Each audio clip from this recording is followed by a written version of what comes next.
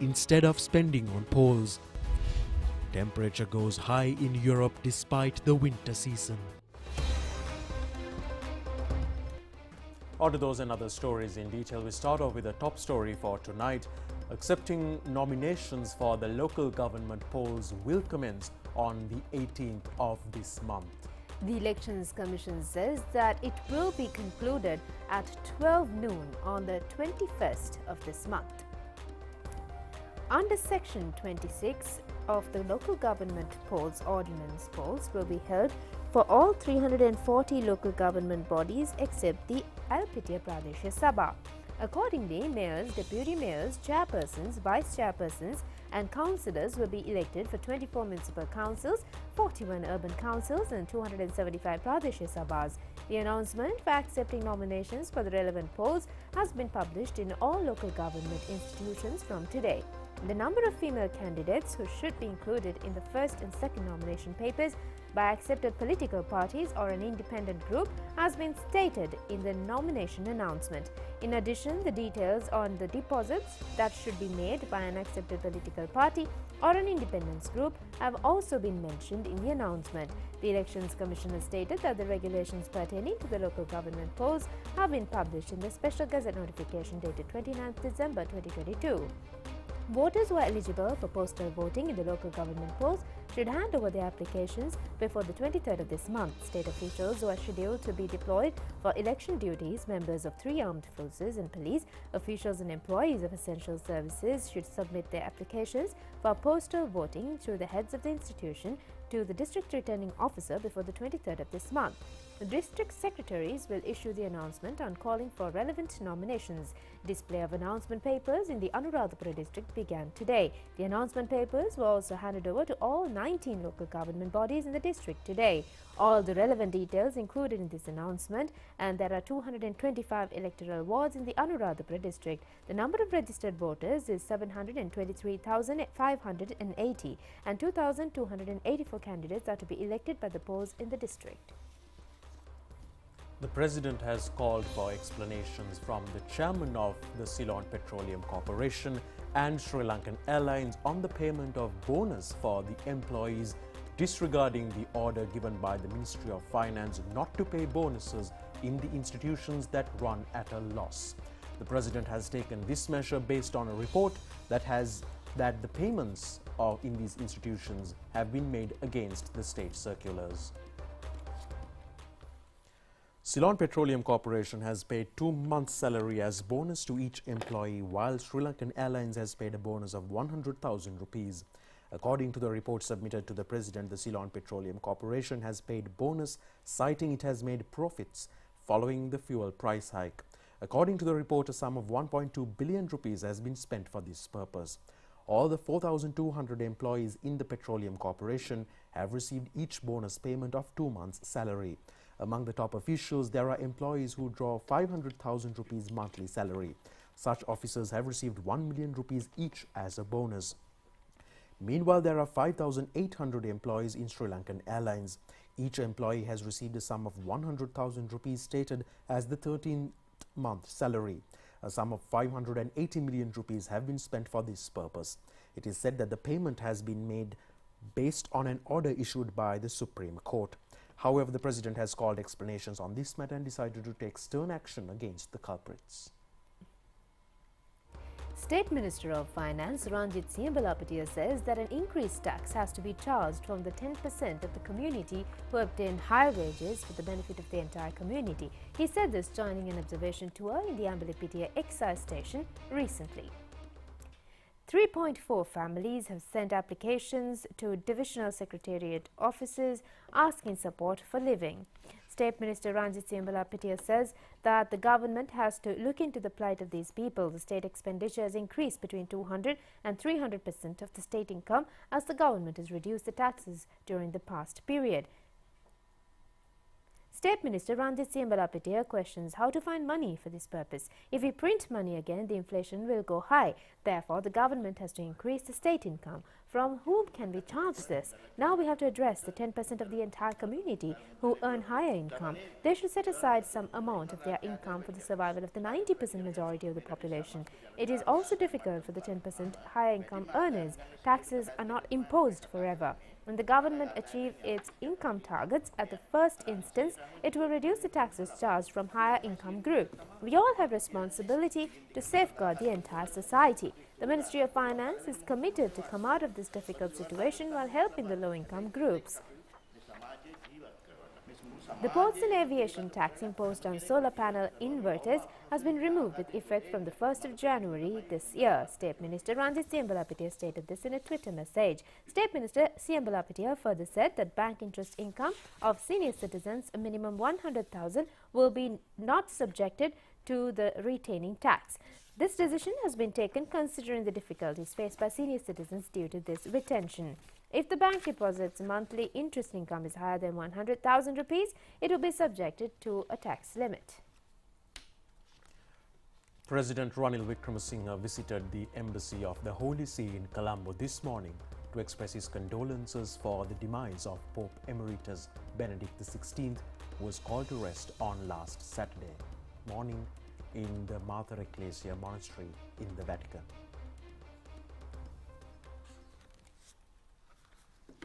The President, who visited His Eminence Archbishop Brian Udaigwe, Vatican Apostolic Ambassador to Sri Lanka, engaged in a brief conversation with him. President Ranil Wickremesinghe also paid tribute to the photograph of Pope Benedict XVI and marked his condolences by highlighting Pope Benedict XVI's great intellect, love and kindness. The President made a note in the special condolence book, which was placed at the embassy. The Assistant Secretary General of the United Nations, Kanni Wignaraja, who is currently in Sri Lanka, appreciated the efforts taken by President Ranil Wickremesinghe and his government in resolving the economic crisis in the country. She reiterated the United Nations financial and technical for Sri Lanka during this recovery period. This was revealed at the meeting held between the President and the delegation headed by Assistant Secretary General of the United Nations at the Presidential Secretariat today. The discussion focused on the economic reforms, with the delegation recognizing that these difficult decisions would have to be taken in order to ensure long-term recovery and growth in the country. The President also briefed the visiting delegation on the political reforms in the country, including the establishment of the Constitutional Council in Parliament and the ongoing discussions with the other political parties regarding a resolution to ethnic issues in Sri Lanka. The delegation welcomed the steps taken by the government. President's Chief of Staff Sagala Ratnayaka was also present at the meeting. Magisterial inquiry into the death of businessman Dinesh Shafter held at the official chamber of Colombo Additional Magistrate Rajendra Jayasuriya today. The magistrate taking up the case at the open court informed that evidence will be recorded at the official chambers upon a request made by the deceased party. Wife of Dinesh Shafter and an executive officer had recorded evidence during the process. Further magisterial inquiry is fixed for the 10th of January.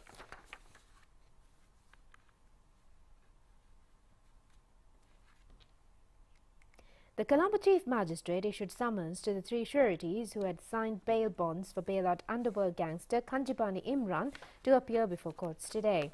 The case was taken up for hearing before Colombo Additional Magistrate Keminda Pereira today. However, Kanjipani Imran failed to appear before the court. The police informed that as per information reported, the suspect had fled to a foreign country. After considering the submissions, the court issued summons against the sureties. Bus fares of the Southern Expressway has been reduced by 10% with effect from midnight tonight. The annual license fee of 3.3 million rupees charged by the passenger transport buses of the expressway has also been reduced to 1.2 million rupees.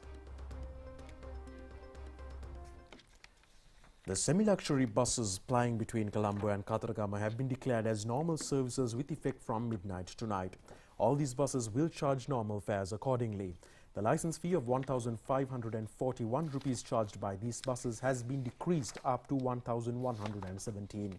Minister Bandula Gunawardena revealed these facts at the press briefing held at the Government Information Department today. A luxury tourist railway service to Avissavella Sitavaka new tourism zone will be introduced. This new railway service will be available for tourists on weekends from the 15th of this month.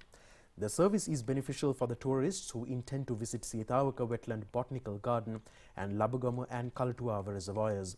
A discussion in this connection was held yesterday at the Sitavaka Botanical Garden under the patronage of Minister Bandula Gunawardena. Heads of several government institutions, including Western Provincial Tourism Promotion Authority, participated in this meeting. Under the first stage, the special train will leave Colombo Fort in Sunday morning and reach up to Wagga Railway Station. From there, private and CTB buses have been deployed to take the railway commuters to Sitavaka, Labugama and Kalatuava tourist destinations. This new joint transport service only takes about 1.5 hours from Colombo to reach the destinations. This tourism zone is full of greenery, mountains, valleys, streams and rivers. Tourists are able to bathe in these natural waterways. Many tourists now visit this area to spend the weekend leisurely. Up and down fare of the air-conditioned compartment of the new train per commuter is 800 rupees and a ticket for the second-class compartment is 600 rupees. This new train will go back to Colombo from Puakpitia railway station at 6 p.m. It will only take less than 2 hours to reach Colombo port.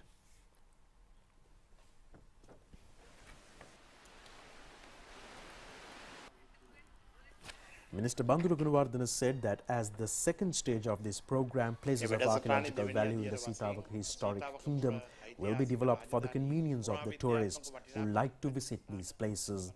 The special train has been titled as Sitavaka Odyssey. Mahanayaka Theros of the Malvatta and Asgiriya chapters has directed a letter to President Ranil Wickremesinghe regarding the news that a fake temple of the tooth has been erected in the Vadakara Road, Potuhara in Kurunegala. The Theros have pointed out that this fake building will lead to blemish the sanity of the Sri Dalada Maligava in Kandy. A person named Janaka Senadipati is responsible for the construction of this building. Many local and foreign donors are set to offer valuable items including gold jewellery and money to this person. The Mahanayaka Theros further point out that such bogus religious movements should be stopped at the very beginning and the government should act immediately to prevent such rackets. A meeting took place between Indian High Commissioner Gopal Bagle and President Ranil Wickremesinghe at the Presidential Secretariat today. Discussions focused on raising national milk production and providing necessary technical support to the production of liquid milk in Sri Lanka, together with the National Dairy Development Board of India and Amul Milk Company. The objective is to make Sri Lanka self-sufficient in milk and milk products in the long term, with short and medium-term goals to double local milk production. The President appointed a committee consisting of representatives of the public and private sectors to work with the multidisciplinary team of the National Dairy Development Board of India to prepare a short, medium and long-term plan for the development of the dairy sector in the country. This endeavour is aimed at preventing the decline in milk production and dependence on imported milk in Sri Lanka. Discussion was held between the members of the committee and representatives of the National Dairy Board of India.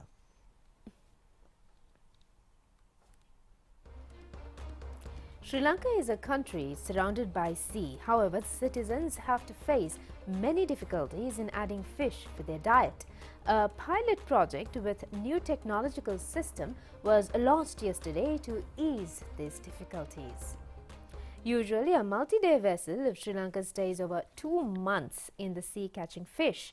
The catch is preserved in the cool room of the vessel using blocks of ice. However, the ice taken from the land starts melting within a short period. This will lead to rotting of the fish harvest. Normally, a multi-day vessel harvests around 80,000 kilos of fish and only 5,000 kilos of fish are preserved with high quality levels. Paying attention on this matter, government has launched a new project with the help of the United Nations. Accordingly, the Department of Fisheries and Aquatic Resources, NARA, NERD and SENA have jointly introduced a new cooling system for multi-day vessels. Food and Agriculture Organization of the United Nations have funded this project. The pilot project was launched under the patronage of Prime Minister Dinesh Gunawardena at the Dikovita Fisheries Harbour yesterday. Minister Douglas Devananda was also present at this occasion.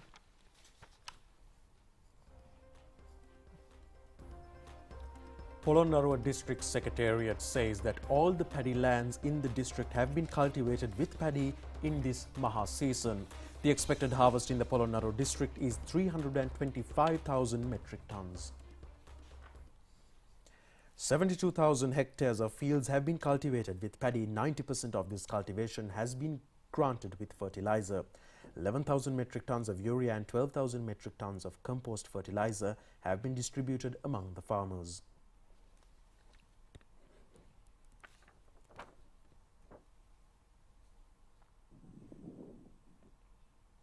Rajarata Farmers Organization have completed over 32 acres of paddy lands at present. However, they said that they have not yet received the required amount of fertilizer.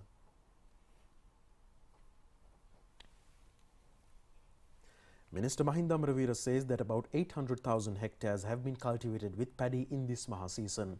Only 512,000 hectares of paddy lands were cultivated in the last Yala season. Minister Amravira further says that if the amount of 10 billion rupees that has been allocated for conducting polls was given to the Ministry of Agriculture, the money would be utilized to purchase paddy harvests from the farmers at a reasonable price. A bus was donated to the Science College in Mount Lavinia under the program titled Sakwala by the opposition leader to distribute buses to needy schools. This is the 59th bus donated under the program. About 2,000 students will have benefits from this vehicle.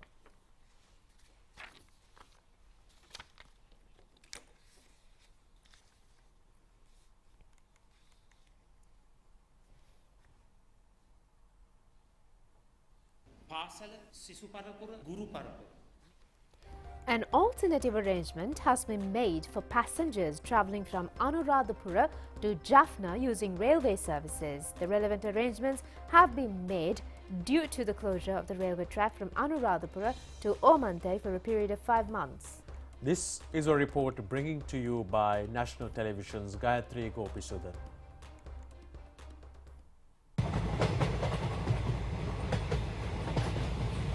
Popular claim is that train journey is more comfortable compared with bus services.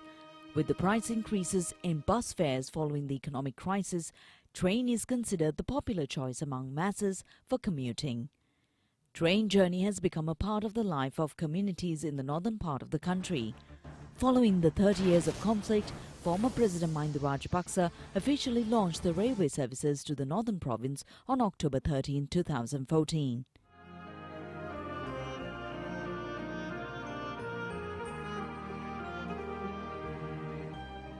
100 years have passed since the railway track from Anuradhapura to Omante was laid. However, the maintenance of the railway track has been neglected for a significant period. As a result, a part of the track remains in dilapidated condition. Therefore, the trains are unable to maintain the speed limits on the track. The railway track reconstruction contract has been awarded to the Ercon Company of India, and a sum of 33 billion rupees will be spent on the Indian credit line for this project. The track will be modernized and upgraded to facilitate the trains to maintain a maximum speed of 120 kilometers per hour during journeys. New renovations would pave the way to reduce the commuting time from Colombo to Jaffna by 1 hour. Following the reconstruction, a tremendous boost will be made for the transportation of goods by train from the north to Colombo. Minister Bandula Gunavarthana said that necessary transportation facilities have been arranged for the passengers to commute between Anuradhapura to Jaffna when the railway track from Anuradhapura to Omante remained closed for maintenance. He said that necessary plans have been made to continuously transport passengers to the north through a joint program with the Ceylon Transport Board and private buses. The government has planned to commence the renovation in between the portion of railway track Anuradhapura to Omante in the northern line from January. Passengers would gain more long-term benefits despite short-term difficulties. For Rupavahini News, I am Gayatri Gopisudhan from Jaffna Railway Station. That's it on local stories. Stay tuned with us for news from overseas. A new day, new possibilities. Make everything you envision yours. People's Bank Excelsior, a comprehensive range of banking services exclusively for professionals. Live the life you want.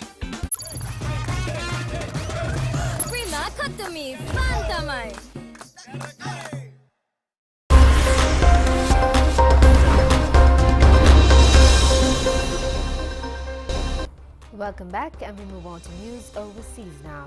Temperatures for January have reached an all-time high in a number of nations across Europe. National records have fallen in 8 countries and regional records in another 3.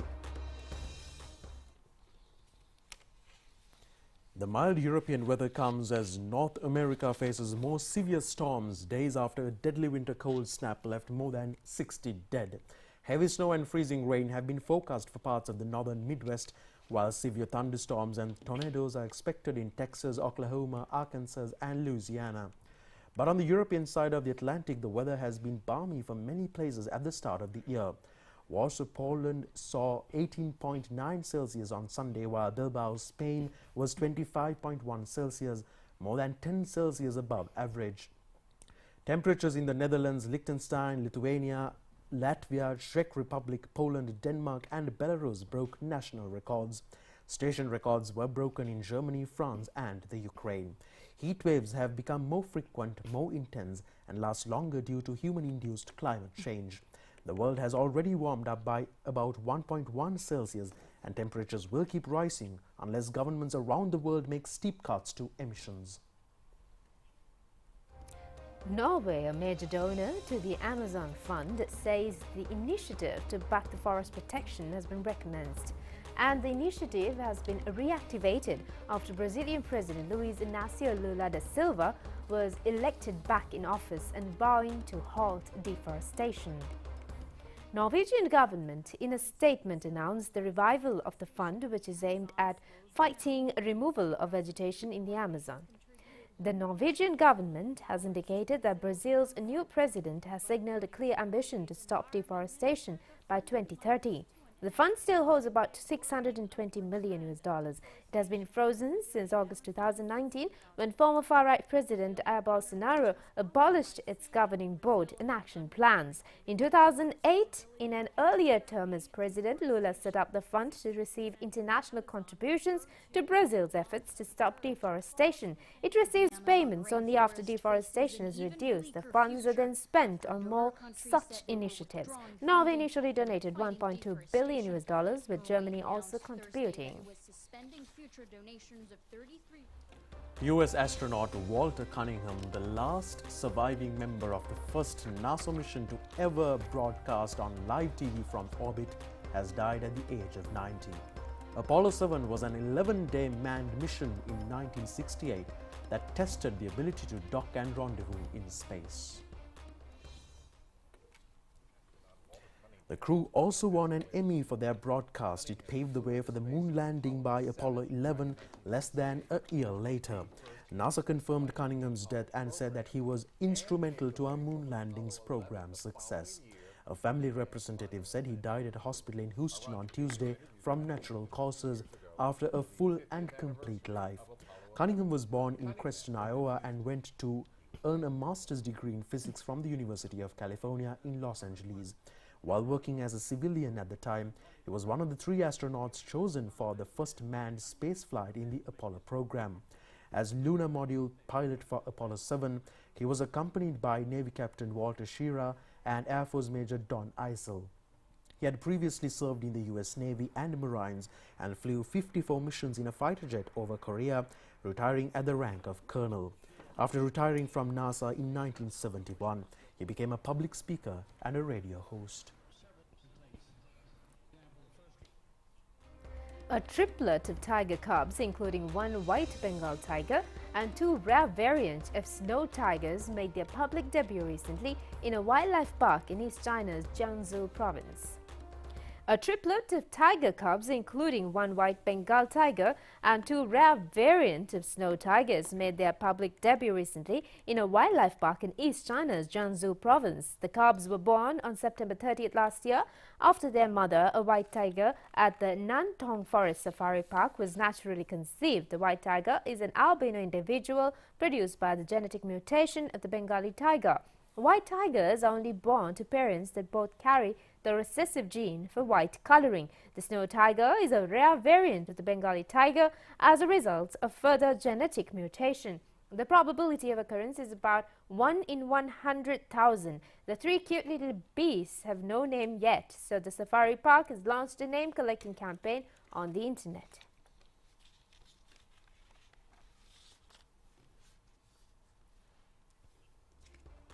The China Conservation and Research Center for Giant Pandas has been a busy matchmaker for the pandas last year, stepping up efforts of the rapid and health development of the panda population.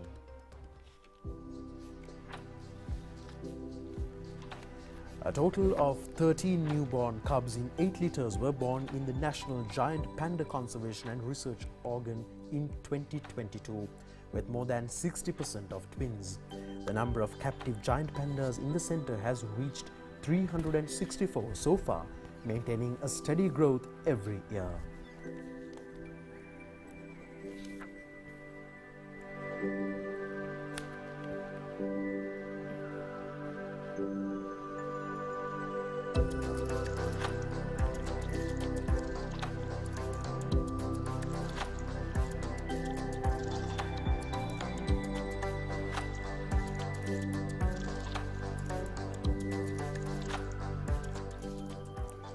Players dressed in ancient costumes have played the traditional Japanese card game Karuta at a shrine in Kyoto for the first time in 3 years.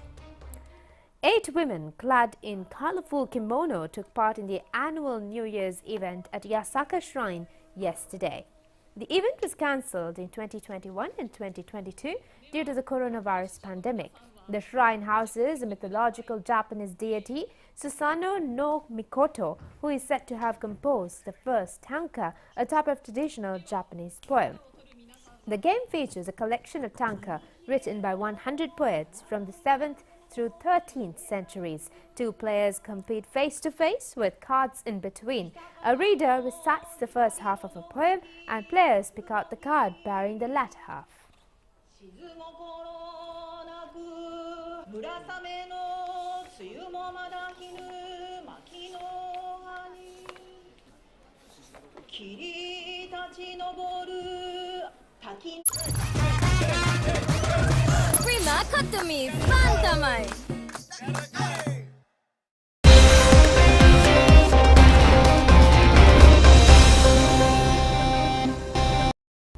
Sports news: India managed to secure a 2-run victory against Sri Lanka in the first T20 match yesterday, which was played at the Wankhede Stadium. Winning the toss, Sri Lanka opted to field first. Accordingly, India scored 162 runs with a loss of 5 wickets in their innings. Deepak Hooda scored 41 runs, while Ishan Kishan scored 37 runs for India. Chanaka Karnaratne, Dhananjali Silva, Vanidha Hasaranga, Mahesh Theekshana and Dilshan Madhushankar picked up 1 wicket each. Times it superbly. Oh, the timing. Again, this time he should be. Oh, what a shot. Quicker bowlers, this has gone up in the air. Is it going to go the distance? Or is he gone? Is he gone? There's an appeal. It's a strong. Rare loose delivery this time. 162, 163 to get. There's a debutant. Chasing a target of 163, Sri Lanka only managed to gather 160 runs in their innings. While the top-order batters failed to provide the required start for the Sri Lankan innings, the lower middle order managed to compete against the young Indian lineup. Captain Dasan Shanaka scored 45 runs, while Vanidha Hasaranga scored 27 runs. Shivan Mavi, playing his debut match, picked up 4 wickets. Hasn't been that effective. Oh, what a shot. Think he's got enough on it. The second T20 match between Sri Lanka and India will be played in Pune tomorrow. Straight to the field. Nakatomi, Fantamai.